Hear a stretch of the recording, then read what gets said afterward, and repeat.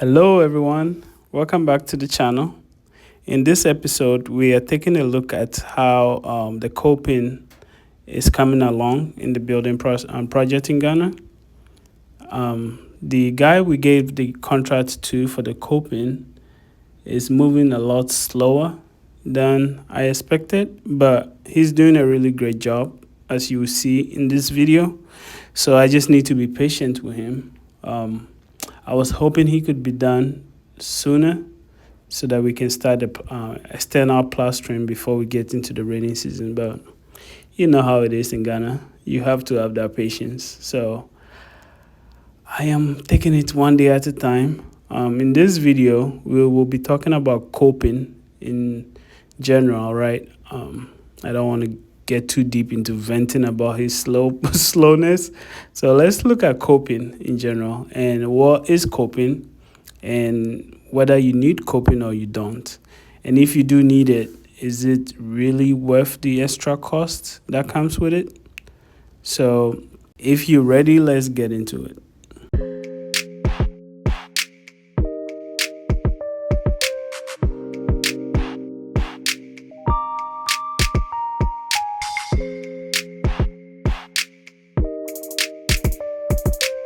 If you're building in Ghana, you might have heard about coping, but is it really necessary?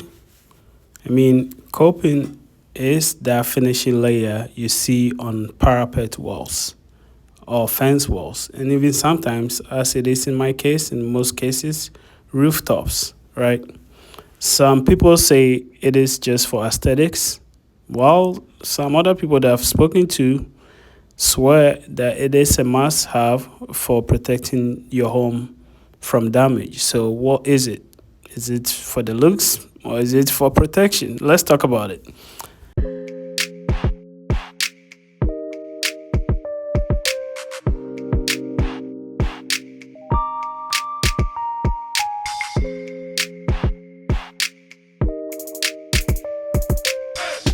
Coping is not always necessary, to be frank with you, but in certain situations, skipping it could lead to major problems. Let's talk about those few situations that I think you definitely need coping. The first situation is if you have a parapet wall. A parapet wall without coping is vulnerable to water damage. Rainwater can seep in and eventually cause cracks, and even in some rare cases, mold, right? So those cracks eventually lead water into your home. So if you have parapet walls, you definitely need coping.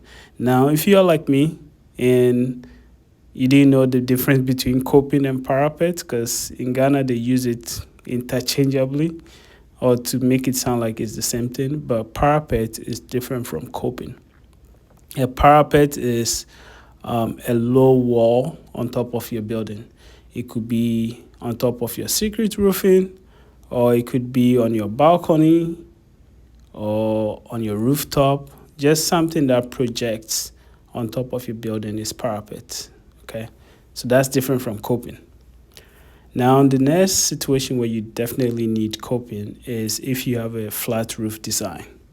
If you have a flat roof with a perimeter wall or a parapet wall, coping helps direct the rainwater away, preventing pooling and damage to your structure. The third and of the one that is most obvious is for your fence walls. Have you ever seen a fence wall with cracks and paint spilling, right? I think for the most part, dampness at the bottom can cause paint peeling, but there's also dampness that comes from the top of the wall, right? That's usually because they weren't properly protected with coping. So without coping, water will seep into the top of the wall and then weakening it over time.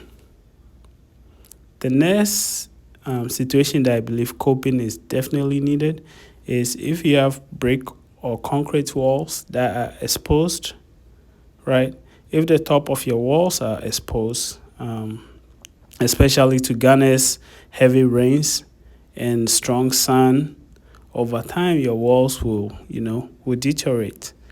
Um, Coping provides a protective barrier for your walls in those situations. So, if you have any exposed surface of concrete or walls, you definitely should look into having coping done. And the last situation that I could think of is when your house is built on a slope or has retaining walls, coping helps control the water runoffs, and that helps reduce like erosion and then potential foundation issues in the long run.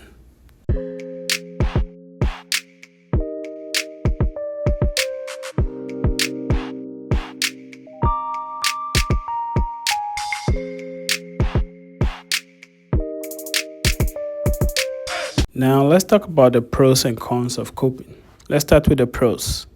With coping, you have a variety of materials to choose from. You can choose from concrete, you can choose from 5 or 6 inch blocks, you can use metals, not very common in Ghana, but you can use it. So it all depends on your budget and your style preferences. So your options are wide. The other benefit of having coping done is the lower maintenance cost. You don't need to paint your walls very frequent or repair any water damage that often, if any at all. And it also gives your home an aesthetic appeal, like the curb appeal, right? It gives your home a finished and a polished look. So whether you use concrete, stone, or metal, you get that look that makes you feel like, oh yeah, this house look nice.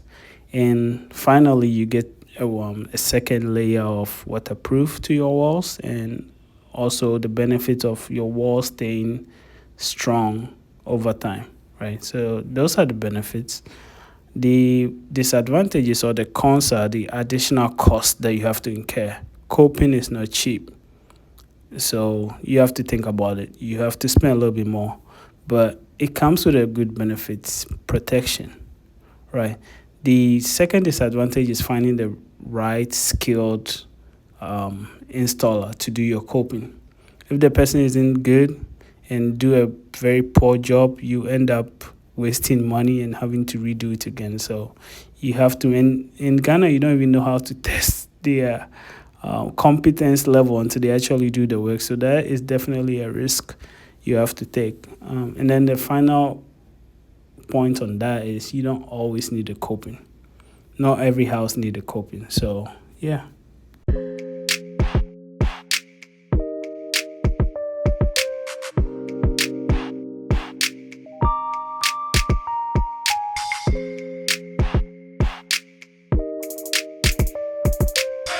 So should you add coping to your house in Ghana? If you ask me, I will say if you have a parapet wall or parapet walls, if you have fence walls or a flat roof, then yes, coping is highly recommended to prevent water damage and prolong the life of your structure. If your roof is well sloped with an overhang and your walls are properly sealed, you might not need coping everywhere, but it can still add a nice finishing touch. Ultimately, it is about balancing cost versus protection. If you can afford it, coping is a smart investment in the long run.